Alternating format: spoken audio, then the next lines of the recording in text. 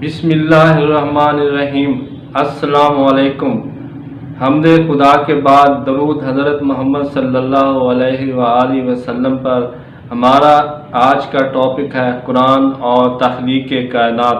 تخلیق کائنات پر دنیا میں چند مشہور نظریات ہیں، جن میں بگ بینگ و سپر سٹرنگ اور کلوزا کلائن اور ایم تھیوری وغیرہ ہیں۔ ہم ان کو یہاں بیان نہیں کریں گے، بلکہ جو اللہ تعالیٰ نے قرآن مجید میں تخلیق کائنات سے متعلق بتایا ہے وہ بیان کریں گے، جو سینکڑوں آیات پر مبنی ہے۔ ہماری کوشش ہوگی کسی ایک بات سے متعلق 20 یا 25 یا 30 آیات ہیں تو ہم 2 یا 3 آیات بیان کریں گے، تاکہ ویڈیو کی تعداد 4 سے 5 تک رہے۔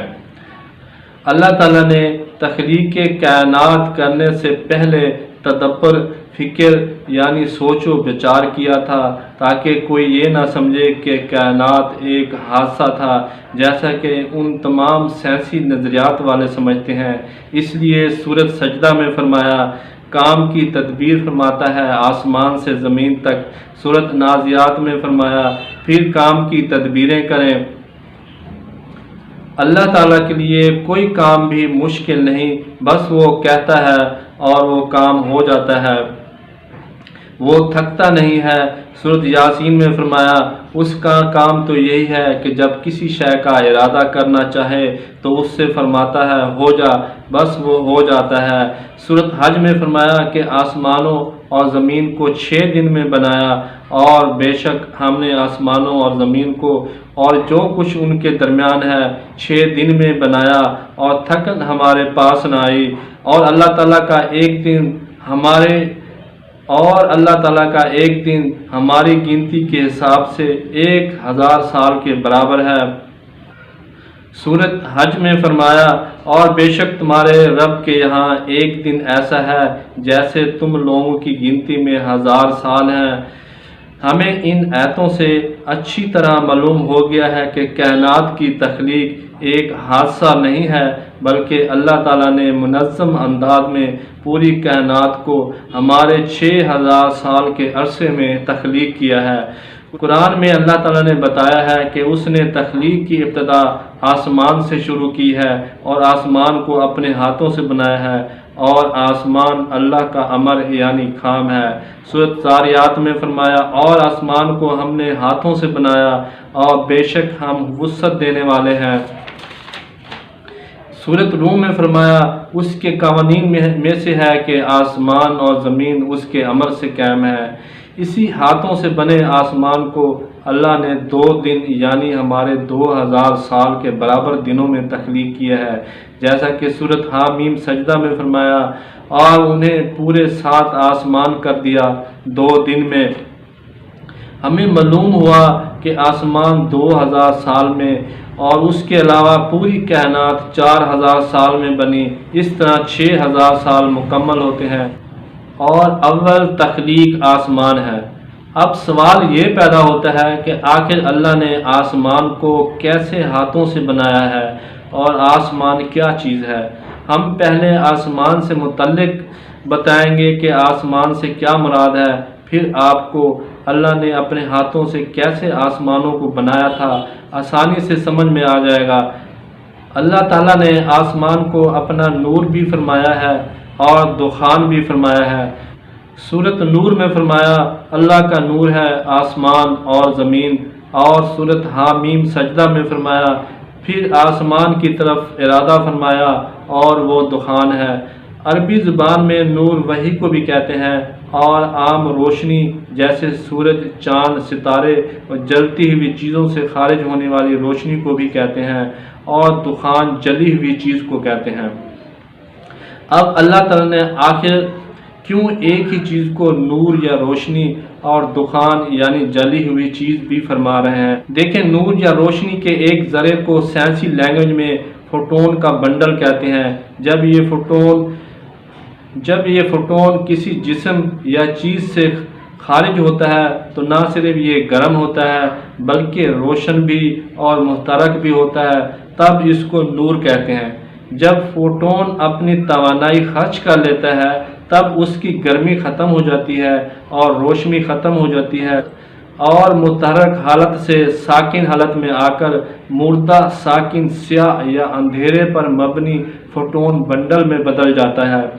تو اس لیے اللہ تعالیٰ نے اس مردہ ساکن سیاہ فوٹون بنڈل کو دخان یعنی جلی ہوئی چیز فرمایا ہے۔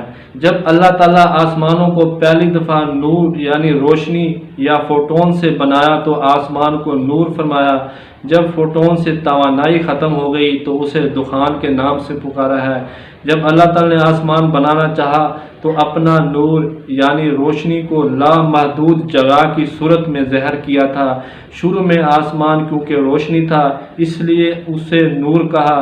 جب اس روشنی یا فوٹون میں سے حرارت، چمک اور اجالا ختم ہوا اور فوٹون ساکن ہو گئے تب اسے دخان یعنی جلے ہوئے ساکن فوٹونز فرمایا ہے۔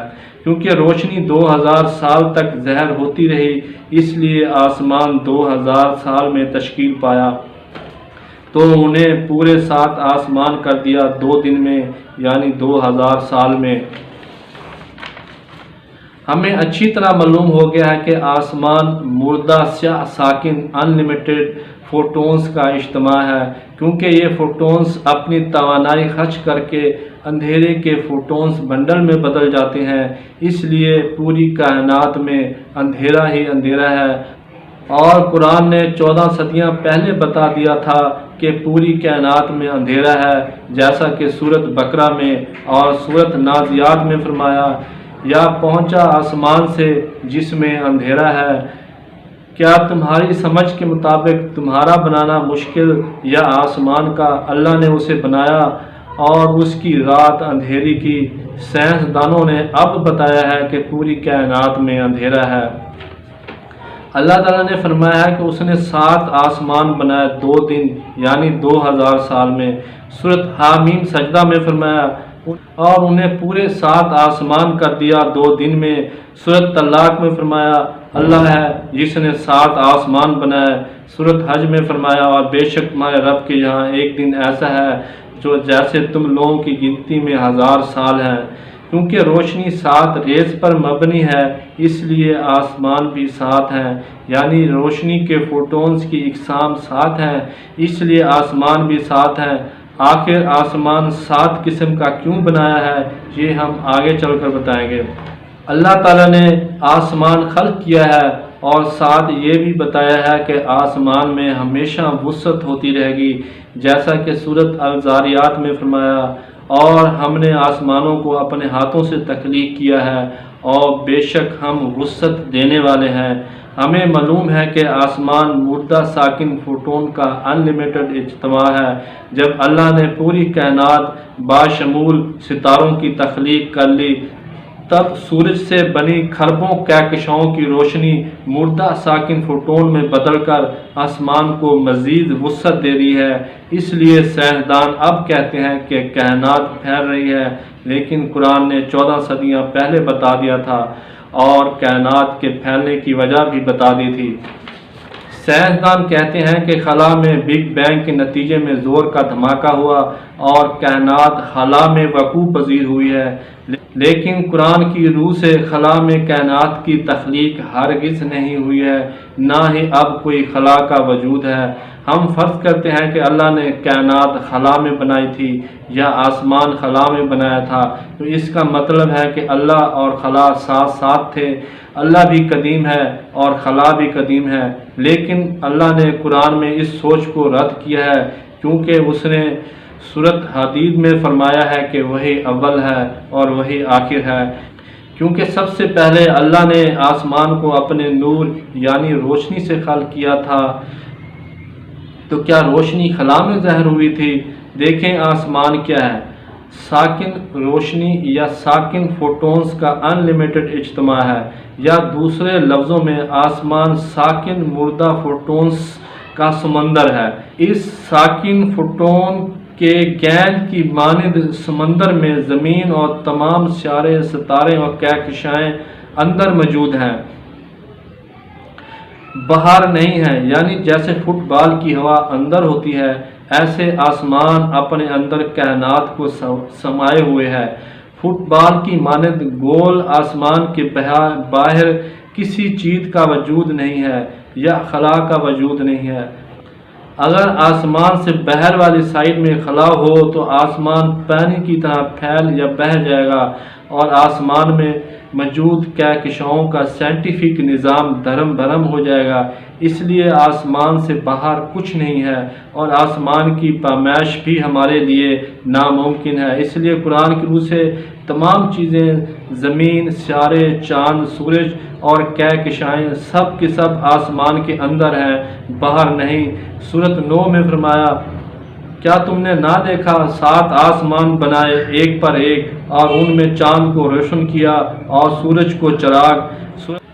سورۃ فرقان میں فرمایا، بڑی برکت والا ہے جس نے آسمان میں برج یعنی کہکشائیں بنائیں اور ان میں سورج رکھا اور چمکتا چاند۔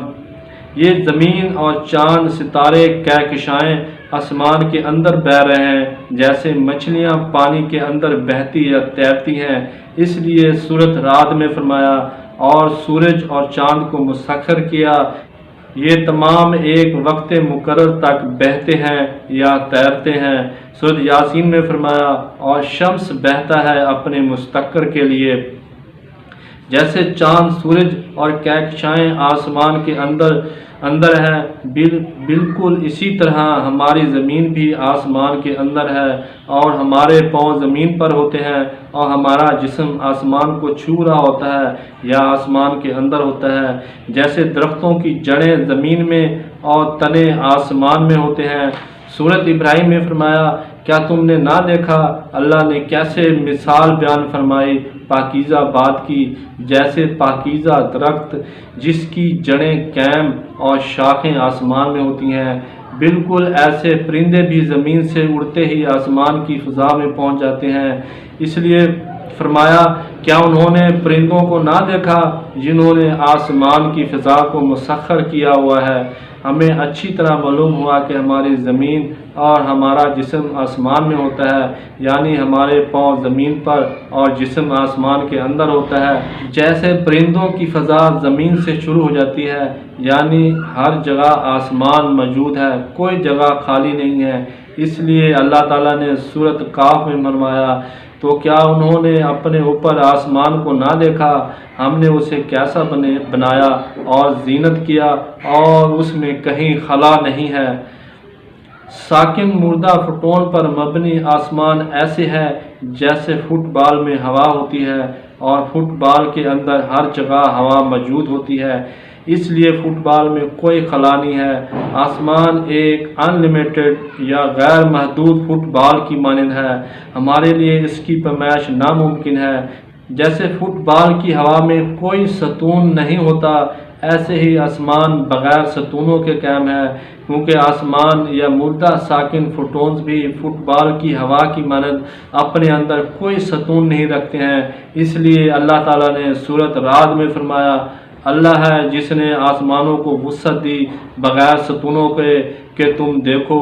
سورۃ لقمان میں فرمایا، اس نے آسمان بنائے بغیر ایسے ستونوں کے جو تمہیں نظر آئیں۔ اس لیے آسمان ساکن مردہ فوٹون کا ان لمیٹڈ فٹ بال کی مانند ہوا کا گولا ہے۔ اس ہوا کے گولے میں کوئی خلا نہیں ہے، اور نہ ہی آسمان کے گولے کے باہر کچھ ہے۔ ساری کہکشائیں اسی ہوا کے گولے میں ہیں، یا محو حرکت ہیں یا آسمان میں بہہ رہی ہیں۔ لیکن ہم ہر روز زمین سے آسمان کی طرف دیکھتے ہیں تو ہمیں خلا محسوس ہوتا ہے، اور آسمان بہت اونچا دور نظر آتا ہے۔ لیکن اللہ تعالیٰ نے فرمایا ہے کہ آسمان زمین سے شروع ہو جاتا ہے، جیسے پرندوں نے آسمان کو مسخر کیا ہوا ہے اور پرندے زمین سے اڑتے ہیں۔ دیکھیں، ہم نے بتایا ہے کہ آسمان ان لمیٹڈ فوٹونز کا اجتماع ہے۔ یہ فوٹونز اپنی توانائی خرچ کر کے اندھیرے کے فوٹونز بنڈل میں بدل جاتے ہیں، اس لیے پوری کائنات یا آسمان میں اندھیرا ہی اندھیرا ہوتا ہے۔ جب زمین پر سورج کی روشنی پڑتی ہے، زمین والا آسمان روشن ہو جاتا ہے، اور زمین سے دور جہاں اندھیرا ہوتا ہے وہ آسمان نظر آتا ہے۔ اس طرح زمین کے ساتھ والا آسمان خلا محسوس ہوتا ہے، حالانکہ خلا ہوتا نہیں، بس خلا والا آسمان نظر نہیں آتا، اور دور اندھیرے والا حصہ آسمان نظر آتا ہے۔ جہاں تک آسمان گول پیالہ نما نظر آنے کی وجہ ہے وہ ہماری آنکھ کی بصارت کی پہنچ کی وجہ سے محسوس ہوتا ہے، کیونکہ جہاں ہم کھڑے ہوتے ہیں وہاں سے بصارت چاروں طرف یکساں پہنچ رکھتی ہے، اس لیے گولائی محسوس ہوتی ہے۔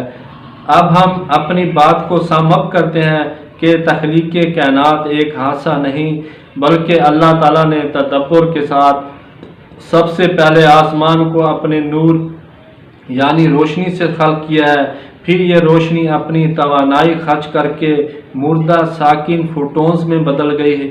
آسمان مردہ ساکن فوٹون کا ان لمیٹڈ اجتماع ہے۔ یہ آسمان 2000 سال میں مکمل ہوا۔